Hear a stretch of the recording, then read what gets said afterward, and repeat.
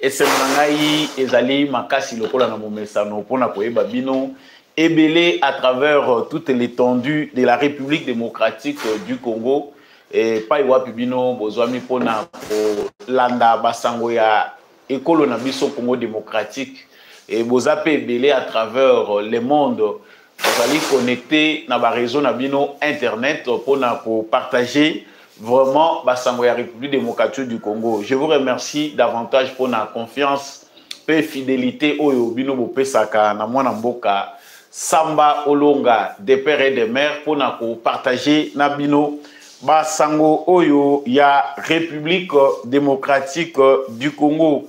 Ceux qui osa déjà en direct pour na ko partager basango oyo na tombelio boye malamu.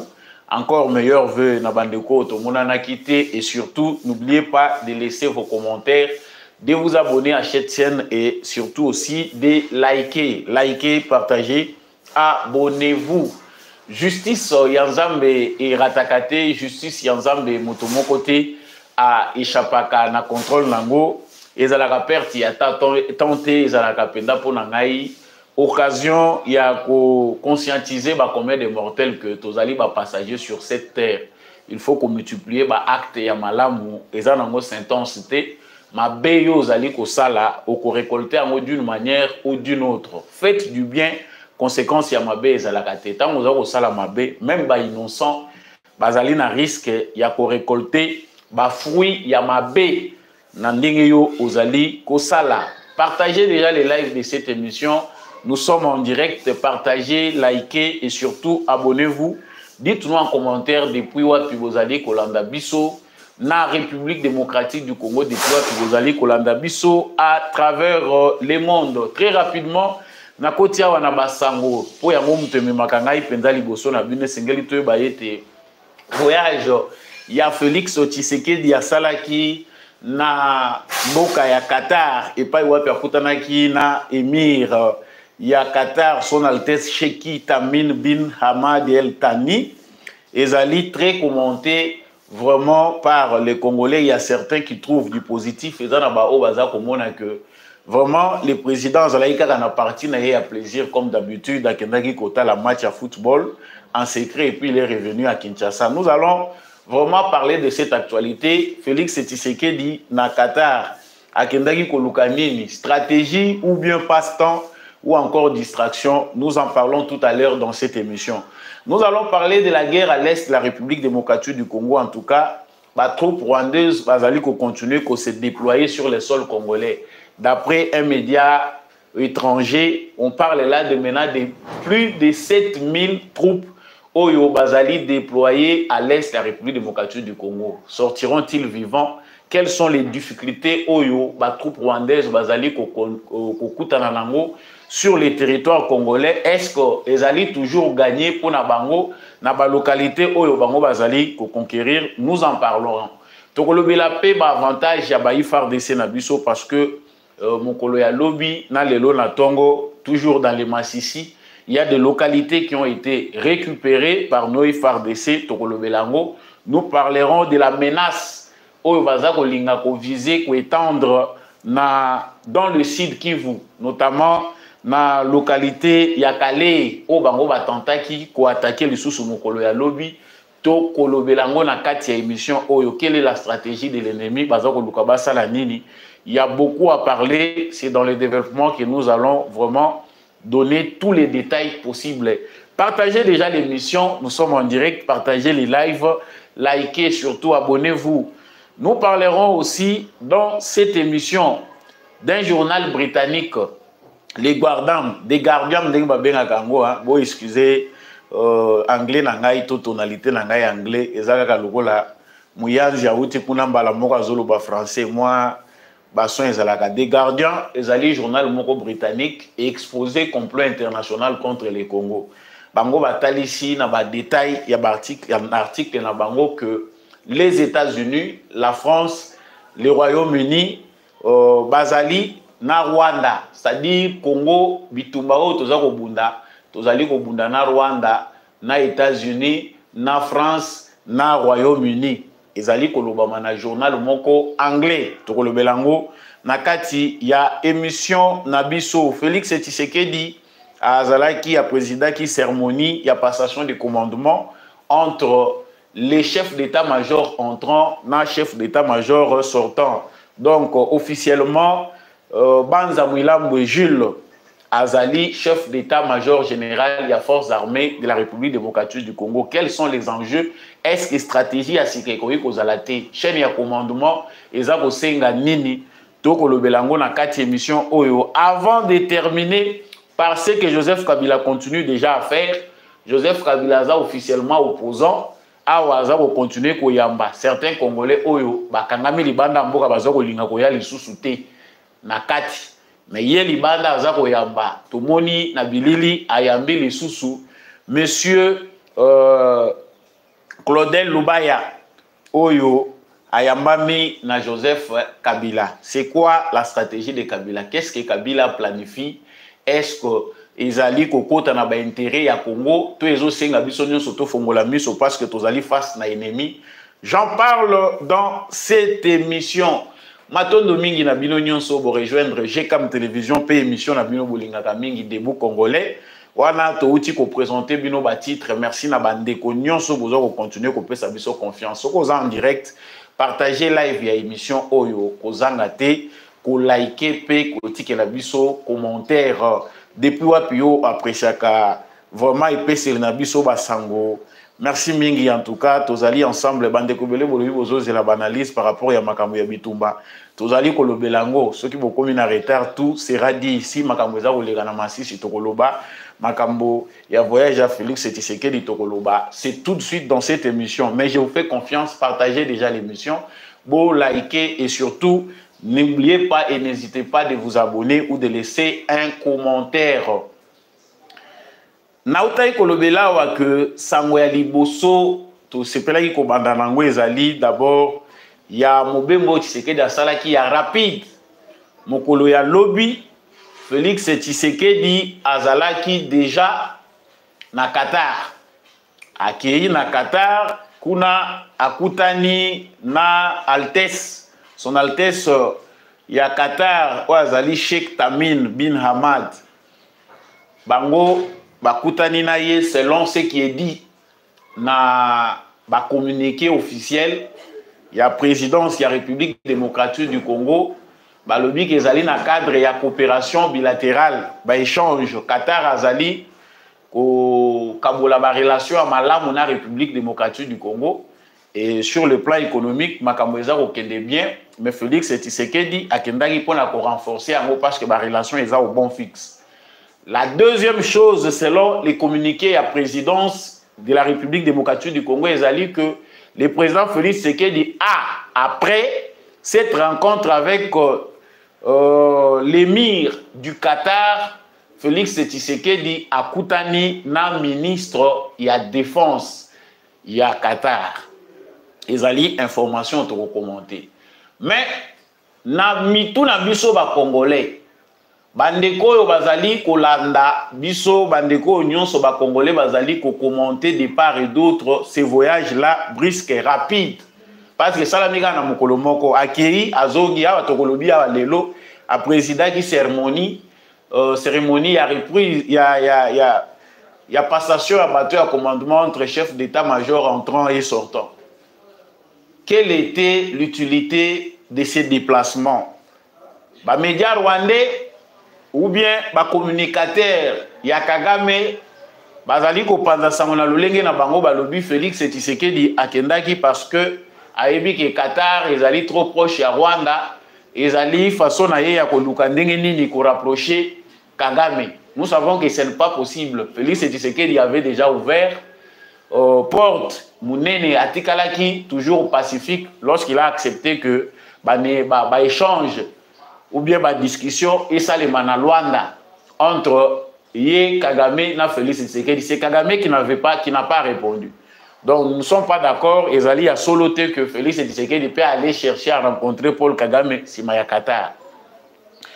Nangamu na biso ba Congolais, il y a des Congolais entre guillemets, des Congolais mais qui ne sont pas Congolais, qui ne sont pas patriotes, j'allais dire. Bango Balobi, Félix Tshisekedi aime bien les loisirs.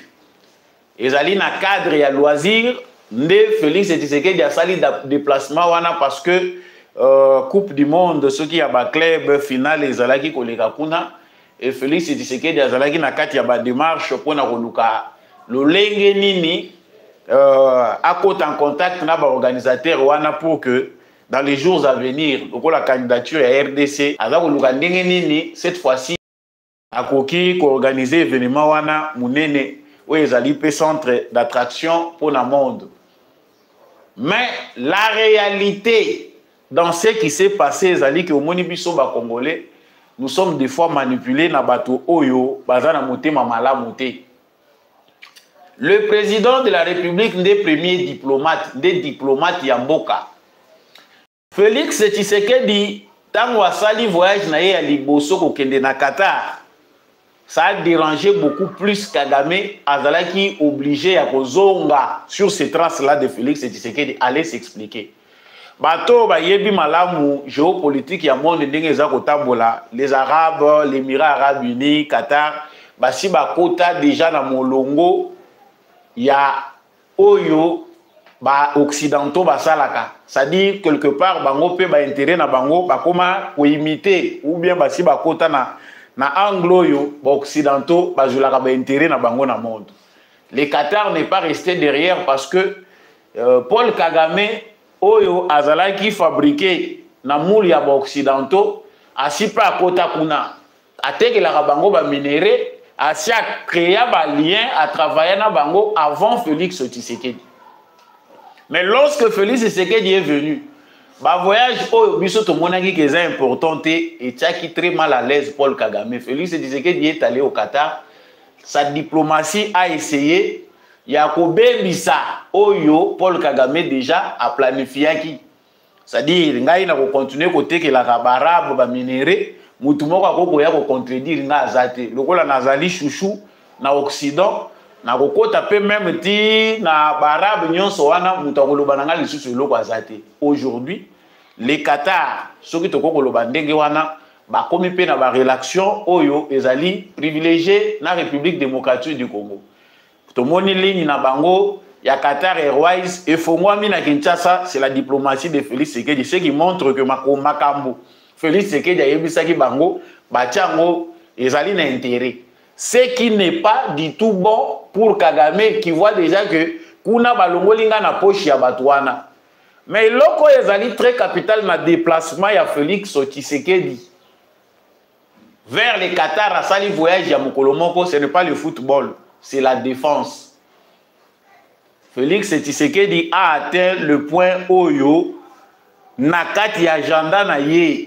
En tant que président de la République, la sécurité de l'Ogo Tshisekedi par les biais du Qatar, Wanandenga Kendaki, pour Balobi, rencontre Salami à Koutani, na émir ya Qatar, après à Kekosa la réunion, na ministre ya défense. Mouto ya koko comprendre politique à quoi déjà Goyeba, tango, Basilani Kosolo, na président. Topé Mir na bango kuna batindi akei ko solana ministre à défense. C'est que tout ne peut pas être dit au ko lobaka nyon sauter pour ne pas anticiper, mais vous verrez dans les jours qui viennent, c'était quoi les mobiles de son voyage. On voit que souci mounene a Félix Tshisekedi des alliés que il est très combattu par les occidentaux na kolingana peut-être qu'on risquait d'anticiper ba dossier mususu.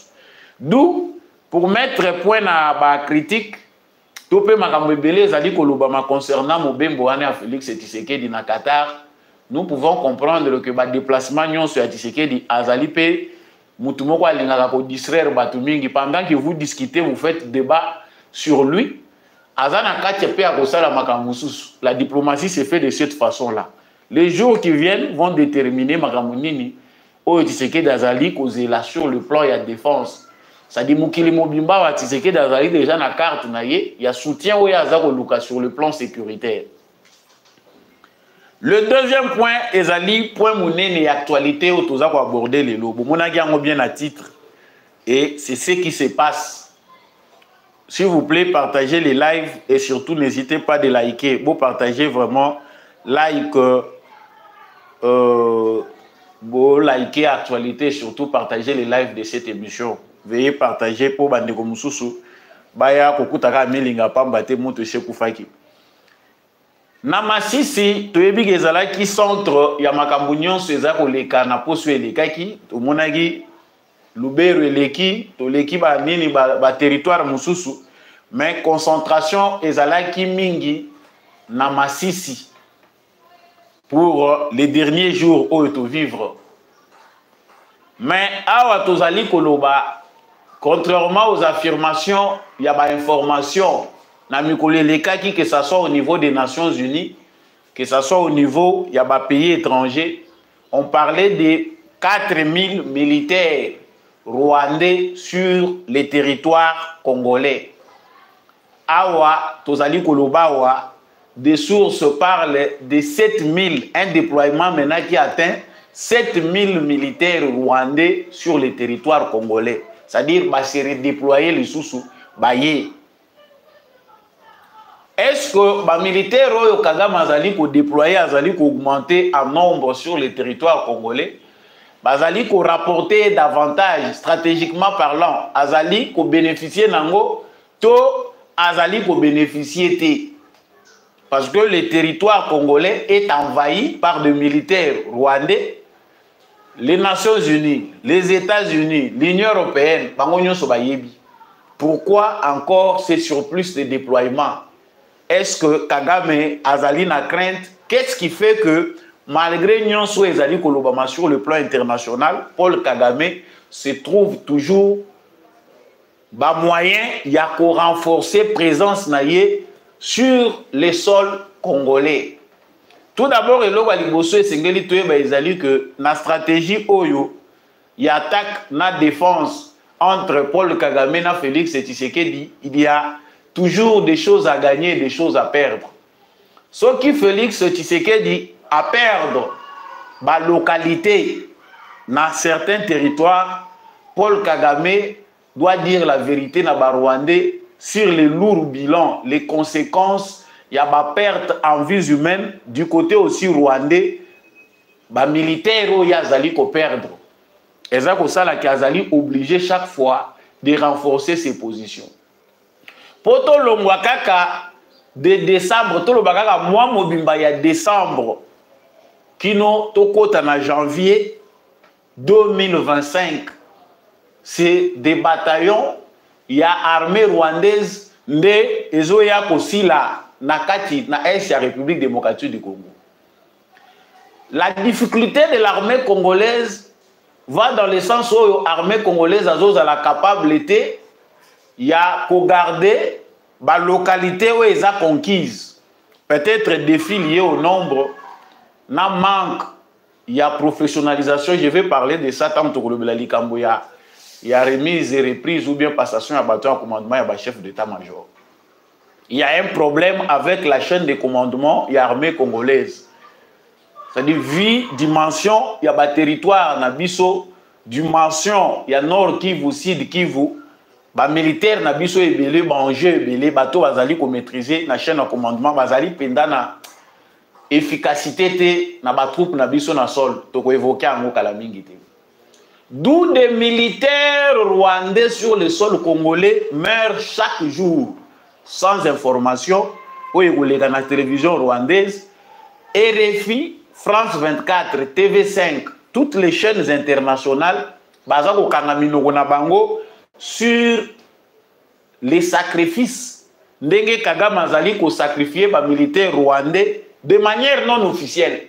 Parce que Bitumba, où ils ont reconnu, où ils ont honoré, ils ont une médaille, ils ont Bitumba, où ils ont reconnu officiellement. C'est-à-dire ndenge bokeyi ko bunda na Congo, voilà, pour la bataille au Bolongaki, na pesibino médaille.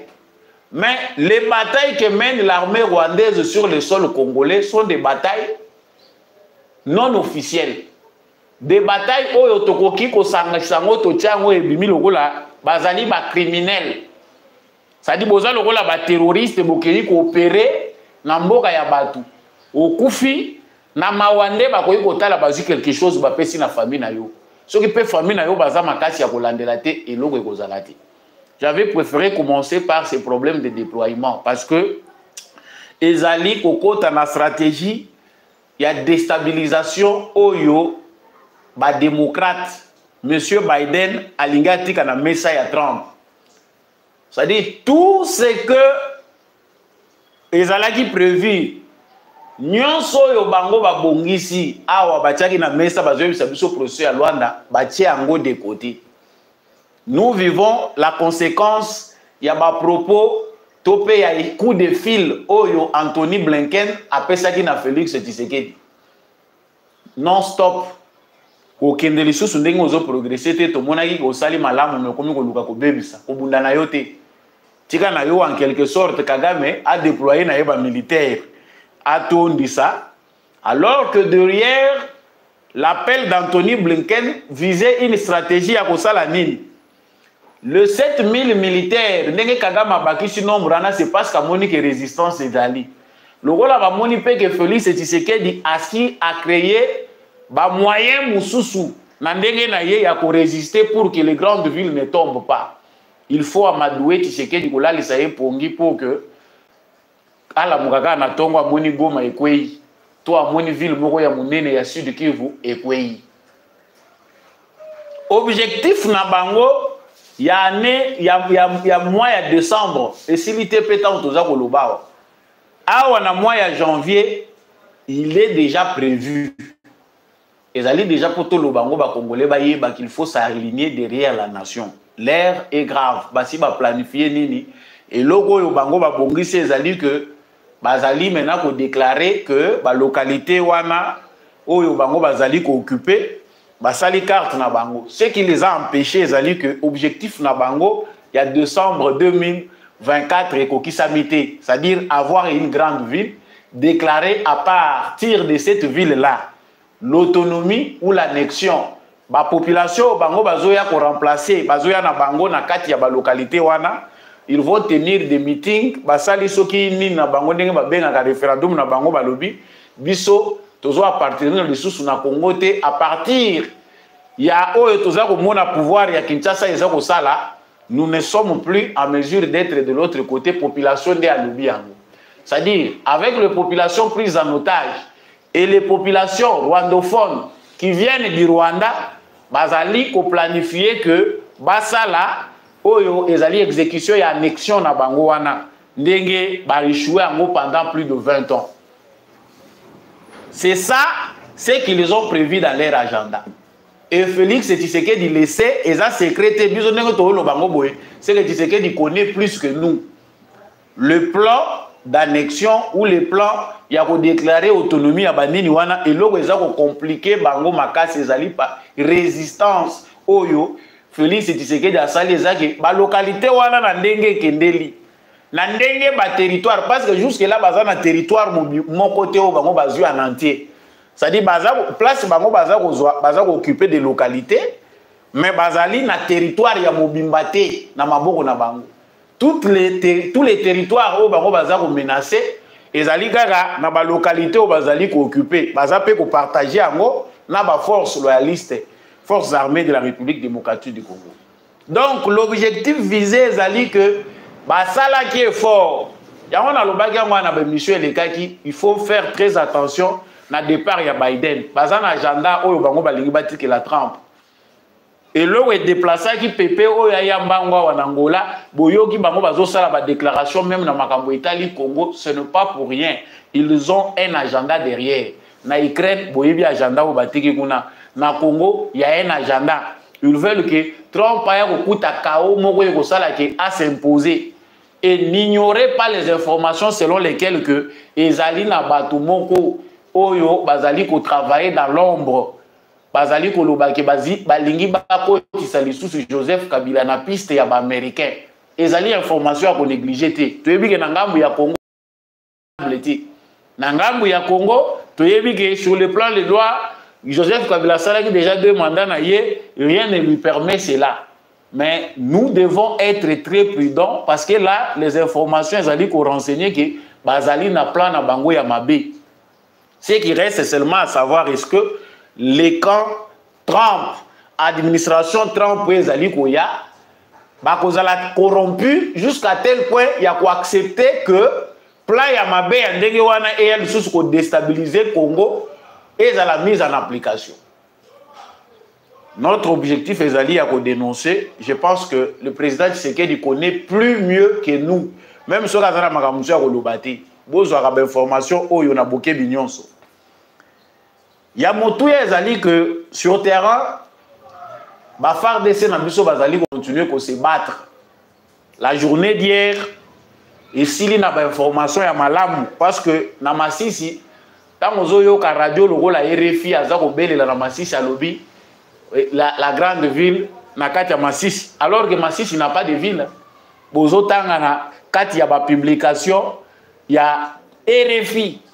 Balobi ville ya munene ya Massis ekweyi ezali verrou moko stratégique. Ndenge ka ba mesana ko dompter biso na ba information na bango po bato baza ko vivre na antiquité, bazana na tendance à ko kanisa que soki na yoki likambo eza ko leka na RFI c'est que ezali automatiquement vrai. Biso no soto legela na nzela wana. Tozalaka vraiment d'une manière contrôlée na mentale na biso qui ont pensé que tout ce qui est blanc est vrai. Tina ndenge to tshaba chokwa wa to yebi que makamwana nyonso ezali kaka corollaire ya ndenge oyo colonisation na biso ezalaki mental ikendaki ti na forme nyonso information.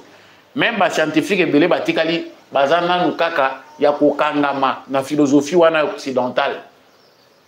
S'il vous plaît, veuillez liker et partager les lives. En tout cas, il faut qu'on continue nango. Donc, Mukolo ya lobby, la localité belé zalaki récupérée sur l'axe Bweremena. Nandumba, Kashinga Mutue, Kalenga, pe parti munene ya Chacha. Na axe ya Ngungu, Tomoni Kasake, Ruzirantaka, Kamatale, Kabingo, Bita, Narwangara. Ce sont des localités Oyo ezali récupérées par l'armée hier. S'il faut parler de localités qui sont reprises des mains de l'ennemi par nos FARDC, RFI na France 24, les journalistes à Kagame na Congo, et ne vont parler que lorsque Bomoni armée a perdu. Nous savons tous, dans le bagage que nous sommes participants, que nous avons passé. Ce qui, la localité, est tombé. Ceux qui se déplacer dans le biloko na mutu, bazali na incertitude à lendemain. Mais nous ne pouvons jamais communiquer les émotions. Ça aussi, c'est un conseil que nous donnons à certains de nos confrères. Communiquer. Nous avons certainement des informations sur les attaques côté. On peut te dénoncer pour que le gouvernement fasse quelque chose. Mais on ne communique jamais les émotions. Tant on veut communiquer, c'est grave, nous sommes en débandade, vous voulez apprendre quoi aux gens? Toyebi, ba faille na biso, toyebi, ba traître ou bazalake pas na biso. Mais vous communiquez les émotions. Yo on a fait émotion, on s'engage na bat. Non. Quelque part, communication, communiquer, partager, c'est aussi une responsabilité. Il faut tout forger opinion, oyo ezali ko garder batu na amour ya nation. Et non au déranger mitu ya batu pour que batu ba inana mboka oyo bango bazali. Hier ezalaki bien. Mais dans Sud Kivu, il y a encore une menace. La stratégie rwandaise consiste à quoi? Ba ibisi bango, tu sais que déjà biso toza ko madoué. Il faut créer plusieurs fronts. Bokomona ke biso tant que le bagarre, des fois toza ko survoler matière. Mais il y a plusieurs fronts ouverts. L'armée est sur plusieurs fronts. Côté à Sud Kivu, mokolo ya samedi, kota dimanche, bakendaki déjà basalaki tentative pour attaquer Calais na Sud Kivu. Donc na ba localité ezali na ba environ, l'objectif ezalaki que bazwa ba localité wana le ba attaquer siko Calais, c'est-à-dire menace côté Sud Kivu.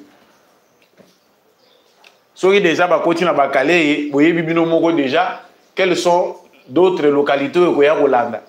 Et le rôle baza spécialisé na ko panza basango na lolenge ya mabe, qu'est-ce qu'ils vont faire? Ba bana déjà ko chanter bino shit, ah déjà ennemi à tia côté, baza pe na ba propagandiste na bango. Mais grâce à la vigilance de l'armée, Rwangara, Bwizi, Kamatale, Luzirantaka, Bitagara, Ezali, la localité à Nord Kivu, Oyo, Ezali, frontalier na Sud Kivu. Ezala qui n'a pas beaucoup na bango déjà. l'armée a eu force à reprendre en na maboko na bango. Ce qui est une très bonne chose, bandeko na ngai. Mais la guerre, comme nous la voyons, ndenge bazali ko planifier ngo ndenge babongisi makambo na bango. Toza ko bunda bitumba na ennemi moko te. C'est très grave. Il faut que les Congolais mettent dans leur tête que la guerre est internationale. Cette guerre où il y a des minéraux, toza ko bunda. Pas force ça occulte. Biso tolingaka soki tolobi boye, il faut la soutenir na weza ko wuta na Occident. Un journal britannique, je pense que d'autres personnes peuvent déjà être tombées déjà, vous avez déjà l'information. Baza ko intitulé nani journal wana kombo na ngwezali des Guardians. Ngana tanga ngona français a olimbisa ngai soki tonalité na soki na lobi des Guardians. Bino mutu boyebi ba anglophone. Moi, je n'ai pas encore réussi à bien adopter la prononciation anglaise. Ce journal britannique expose aujourd'hui Oyo Ezali complot international contre le Congo. N'analyse na bango la situation à l'est de la République démocratique du Congo.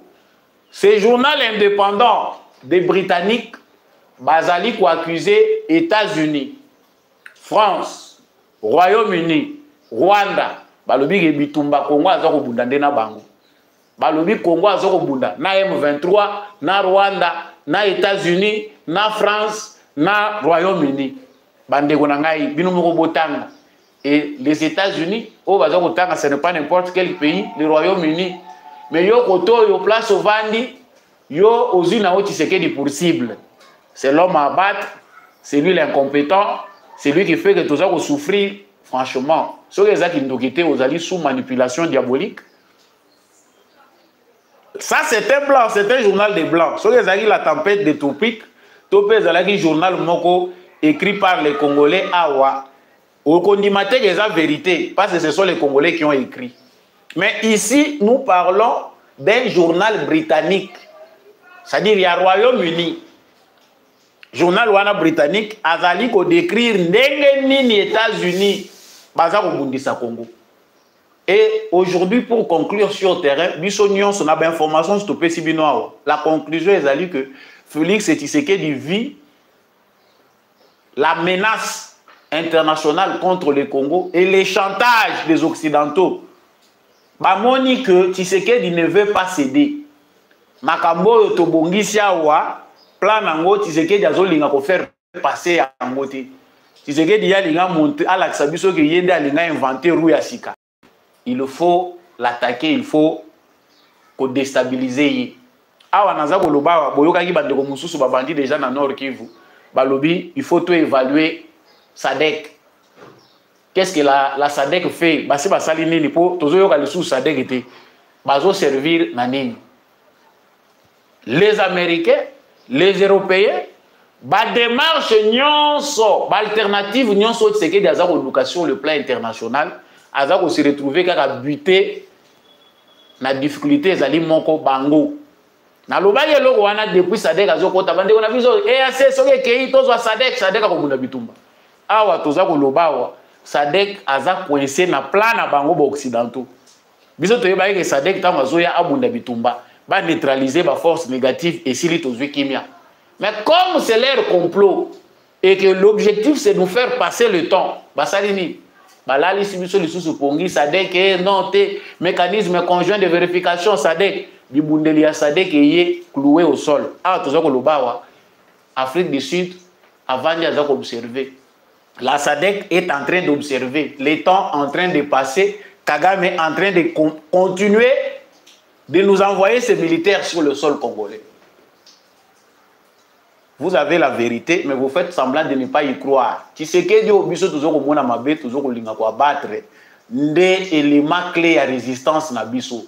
Et l'euro biso ba congolais il faut maîtriser l'analyse de ça la situation que vous compreniez ou pas.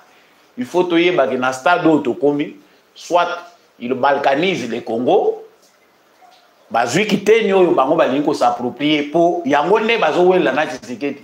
Soit c'est nous qui démontrons à travers notre mobilisation que Mboka na biso etikali un et indivisible. Boko kabolangote, si vous voulez traiter, traitez avec nous. C'est à nous d'adopter l'attitude de Tshisekedi ou c'est à nous de vouloir sacrifier Tshisekedi ndenge bamusu baza ko sala. Parce que pendant que biso to vandi, toza ko luka ndenge nini mboka guerre esila. Mais nous savons que pas que parmi nous il y a des ennemis. Bato yo bakotisi mabe na Congo, ce sont les Congolais. Les complots étaient internationaux, imaginés ailleurs, formatés par des étrangers. Ils ont bien sûr utilisé des Rwandais, mais qui ont fait pour que les projets arrivent ici. Awa tozali kolobawa, pona ke na lombango na batitre nazali kolokotawa. Joseph Kabila est au centre. Soki bolandi ba RFI, bolandi ba France 24, bazongeli kombo ya Kabila. Balobi Kabila de retour. J'ai lu un titre comme ça, na ebité so bande ko musu botangi yango. Joseph Kabila est de retour selon Bango. Bomoni bao tout bakufaki awa na ba Raymond Tshibanda. Qui est Raymond Tshibanda? J'ai du mal na zoko yoka pasi parce que tant on zoko maîtrise l'information au Talimut. Raymond Tshibanda, ce sont des gens na moment où zoko to pendre toto boma bakuluna. Les gens comme Raymond Tshibanda seraient des gens qui devaient être aussi pendus pour haute trahison. Mais nous avons ces gens-là qui vivent, qui sont citoyens au Congo. Nous n'avons pas le courage de leur demander des comptes. Ils viennent encore par contre avec des communiqués nous dire qu'il faut Bazoum Serabiso Kabila. Bazoya, Bazogi Balobi Bazaba opposant. Mais en 2009, lorsque Obasanjo demandait, posez la question à Raymond Tshibanda. Bolimi ko signé, vous acceptez de signer? Alors oui, ton limite au signé. Les loyo, balingi ko sakana na ba Congolais ko zwa biso lokola bizengi na bango, toza na amnésie. Ils veulent dire que c'est la responsabilité de Tshisekedi au la Congo. C'est-à-dire si aujourd'hui les Rwandais nous envahissent, c'est Tshisekedi à la base. Il faut qu'on ait la zoba pour la batouandenge. Et il y a des Congolais qui pensent qu'ils ont la nostalgie. Balobi na Kabila Tobanda pour vivre Kimia. Sous Kabila, on était en paix. Tshisekedi nda yeko bebi ça. Mais cette paix-là, c'est un échange de la vente de votre pays. Mbokande bosi botekaki. C'est que vous appelez paix là, oui, ça semblant wana. C'est que Kabila en échange, il avait tout donné. So bazo misi Kabila lelo, bazo Kabila ne bazo linga kochaye. Oui, mando ke kosi la kobeta, l'administration ya Nord Kivu, Sud Kivu et plusieurs postes clés na kati ya institution na biso ekozonga ndenge ezalaki. Ekozonga kaka ndenge ezalaki, vous verrez que non, vous êtes en paix. Mais tout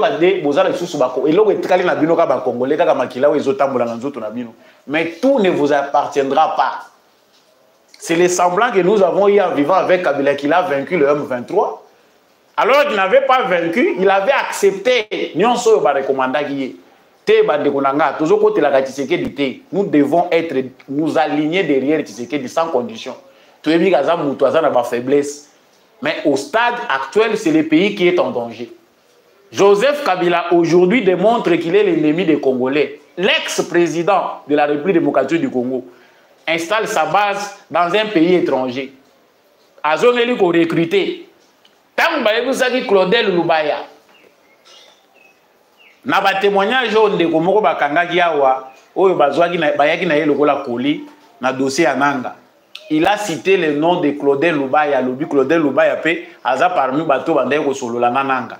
Claudel Lubaya avait démenti à l'obité. Biloko musuto mona ka lokola mabe abo excuser nga soki peut-être na kozala na ko vexer mémoire ya bato. Mais le papa de Lubaya est mort pendu to kondanaka na époque wana bato Mobutu. Il est mort pendu pour trahison. Même si on peut dire tous les crimes, ba crime nyonso to koloba ndenge nini moni Mobutu trahison tout ça. Papa na ye akufi po na trahison, papa ya Claudel Lubaya. Entre guillemets, la justice ou son innocence, je mets ça entre guillemets. Les coïncidences, vous acceptez de créer encore un état-major dans un pays d'Afrique. Kabila Zongi Azaoulata Veste. Ce sont des Congolais qui ont fait des Kabila présidents et qui ont fait des Kabila.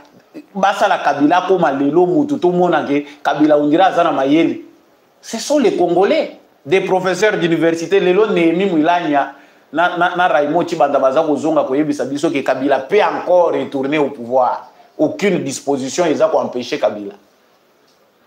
C'est ça après avoir dépensé encore l'argent.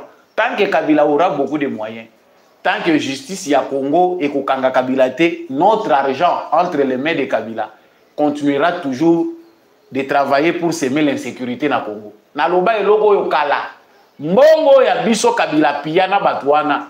Il faut toye bango que tant que Kabila mbongo wana nanu babotoli yango te au nom de la paix. Nous esprit eza ko agiter Kabila yango yo.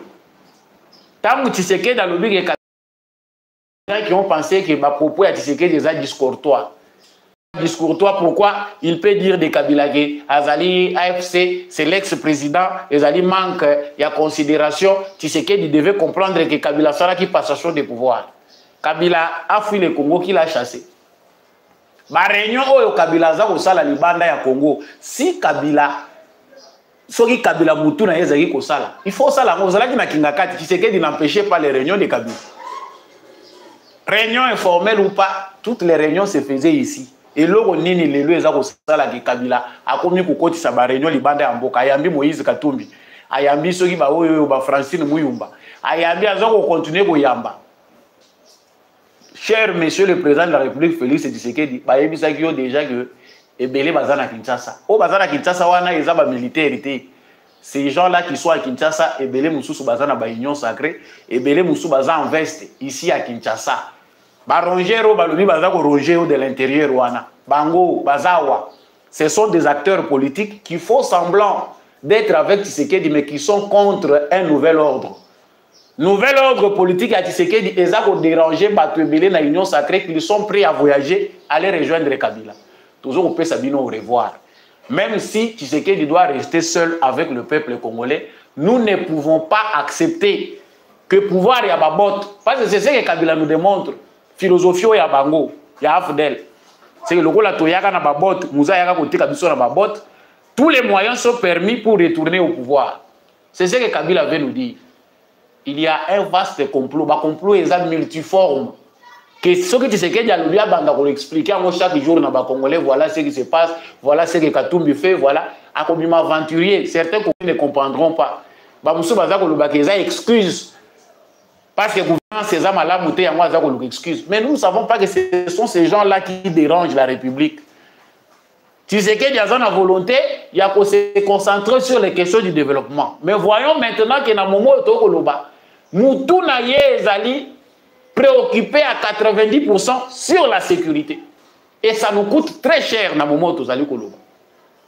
Des réunions à Paris, des réunions en Afrique, Nini, il faut tout le monde la Tshisekedi. Sachez-le bien que ce n'est pas Tshisekedi que vous combattez.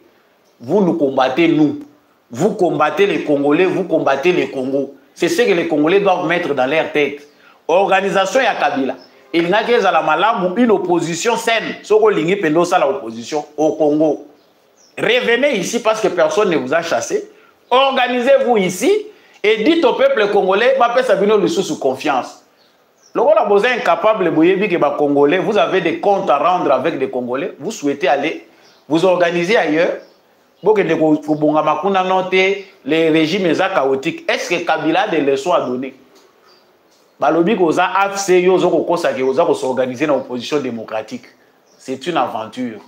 Mais il faut tout le bagayango en tant que Congolais pour Congolais tout saisir. Cette aventure n'est pas pour déranger la vie de Tshisekedi. Tshisekedi départ son père et sa famille, c'est Baganya qui vit.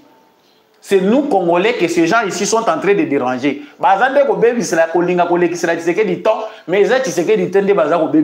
C'est nous. Cette jeunesse aujourd'hui, c'est une génération à Kabila. Mais ces messieurs-là se permettent encore de la Kabiso.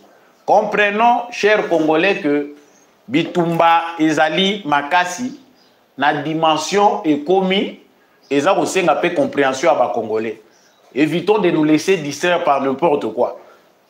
Likez, partagez s'il vous plaît, ceux qui vous allient vraiment en direct. Ah oui, effectivement, le président doit agir. Hein. Le président de l'autre côté a le sous-souté, il va conseiller ceux qui vont liker le sous-souté. Le président Tshisekedi est seul responsable. Mkolo Yazouaki, décision comme président de la République, il a pris cette décision seul avant que les Congolais Moussou Soubaya Kondimango pour Bassalaye président. il avait pris sa décision en âme et conscience, en sachant tous les dangers où il y a concourir. Aujourd'hui, c'est comme si tu as une démocratie, il faut tout militariser le Congo, tu as expert.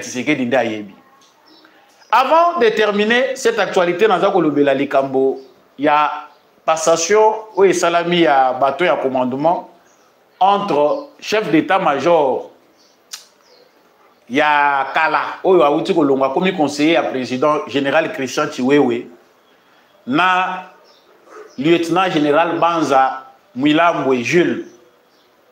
Passation de pouvoir et salami, tout le monde bateau de commandement, Baza Kopesa, Félix Tshisekedi prend, il donne à Banza. Mais est-ce que nos officiers supérieurs, Bazali ko pesé, pe bazana conscience na bango, il y a danger au Ezali ko guetter République démocratique du Congo? Cher Monsieur le Président de la République, chère Excellence Président de la République, ba officier na biso toza ko mona on dirait il faut ko sala état-major ya sécurité.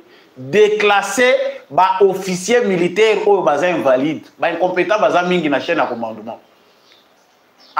Même biso bato toza ba militaire, on a vraiment des éléments pour déterminer que nous avons plus de commerçants, des politiciens que des experts. Oyo penda bazali na chaîne ya commandement militaire.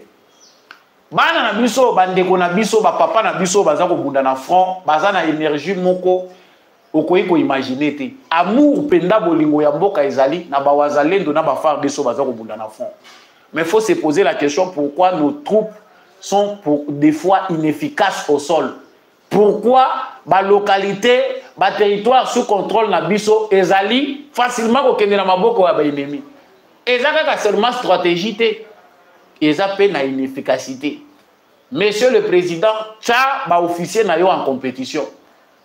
Que les experts militaires ou baza intelligents baza la soumis na compétition. Muto yo azali na ba idée ya malamu. Mutoyo par rapport à guerre ndinga yebeli yango que chacun amène son projet. Tchabango na compétition. Et en attendant, il faut avoir une nouvelle classe des officiers supérieurs. Il y a FARDC, oyo baza sans tâche. Nos officiers oyo tozoko bundana bango bitumba ebele. Notre seul péché, crime munene, ezali ke Rwanda yebi bango, Uganda yebi bango, basala ba rébellion. Na ba pays toza ko combattre lelo. Ba pays toza ko combattre lelo, ba eza ba pays ba yebani na bango. Soko tali ba militaire na biso ebele ba généraux ba colonel, o toza ko pesa bitumba, ba yebani. O ezaka la seko tangi officier tel, Uganda yebiye. Ils ont même son contact. Autant officier tel Rwanda et yebiye, baza na contact na ye. Chef d'état-major o uti kozwa, ba betelio mulolo parce que mulolo biso soki mutazu fonction, nous sommes africains, babeta kaka maboko. Mais ils ont un contexte moko difficile. Cher lieutenant général Banza Mouilambwe Jules, vous êtes nommé dans un contexte extrêmement difficile. Oyo, existence na biso en tant qu'État, ezali menacé. Moni a biso nyonso ba Congolais misu, toi na nzala misu komi kotala kaka est ya Congo. L'existence du Congo est menacée. Est-ce que nos officiers se rendent compte? Ba officiers belé oyo baza indisciplinés, indiscipline na bango ewuti na ba rébellion. Ils ont été bombardés, généraux, colonels, sans kolanda parcours normal et singela ki bala. Ces gens-là doivent être remplacés, Monsieur le Président de la République. Chef d'état-major général ya FARDC, na logique oyo ya biso po azwa makambo oyo azwa ngwezala na mesa, il faut azonga akende na front. Bosalela ye base na ye kuna. Oh non, technologie est si avancée. Oh, azako zo rapport 24 heures sur 24 heures faux. Botika biloko wana. Kita sur terrain, rendez-vous bien compte que mbongo ya bana batu ezako koma. Ba officier belé bazali ko diriger na front, ba oyo bazako tala makambo mbongo ya bana batu est-ce que bazako liango ou bien ezako koma. Eza biloko ezako continuer ko exister na Congo. Chers Congolais, il y a beaucoup à dire. Mais nous préférons nous taire sur certains points par patriotisme. Je l'ai dit toujours au début que nous avons communiqué avec l'émotion. Raison pour laquelle nous sommes dans n'importe quoi. oh situation est dramatique yo na no comprendre ngo te moyo ko communiquer. Il faut toujours comprendre même à moitié pour na sima po ya ko partager ngona baninga. Mais tant que yo za ko partager ba émotion na yo komi okabola ngona baninga eza po biso surtout za la débandade émission na biso mokolo lelo esuki wana. Merci na bino bandeko nyonso bozalaki en direct ya GCAM télévision ko bossa na ko partager vraiment émission ote ko liker yango surtout ko s'abonner. Merci na bandeko nyonso bolandi biso à travers mokili mobimba. Merci na ndeko alandi biso depuis Kitambo, bandeko ya États-Unis, bandeko ya Europe, bandeko ya Nord, Sud Kivu, soyez mobilisés. Bo se mobiliser comme un seul homme bituba o tokolongango. Virage ezali tellement compliqué et difficile, mais la certitude que nous avons c'est que au finish c'est le Congo qui va gagner. Matondo mingi na ndeko mbi ya chako azalaki na sima ya caméra pe na réalisation pour cette émission ekoma na bitando na bino matondo mingi na baye nyonso bolingaka émission debout congolais. Joyeux Noël, joyeux Noël Galikamunini. Meilleur vœu à vous et surtout continuez à suivre GCAM télévision. Ngai na bino na kanisi tosuki awa na bomoko na bolingo nde Congo na biso et ko kende liboso. On se retrouve prochainement avec un nouveau numéro.